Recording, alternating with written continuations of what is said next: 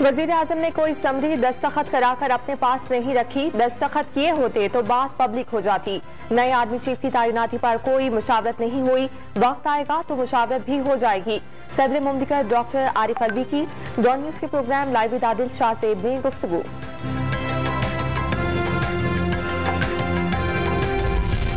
मुस्लिम league नून समेत दीगर लोगों से राब्ते हैं। अब पीटीआई ने भी राब्ता कर लिया। सियासी हालात में अपने किरदार को देखेंगे।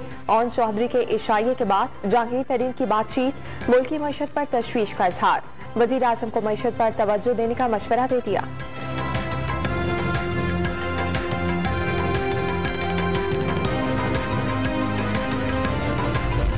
सियासी मुलाकातें नहीं, करप्शन स्कैंडल वजीर आजम की घबराहट का सबब है। ऑपोजिशन लीडर शहबाज शरीफ का कौमी दौलत दोनों हाथों से लूटने का इल्जाम।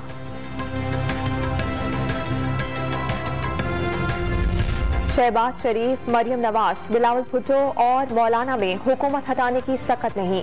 ऑपोजिशन वाले 3 साल में 13 बार कोशिश कर चुके। फवाद चौधरी का ऑपोजिशन को करप्शन बचाने के लिए इकट्ठे होने का ताना।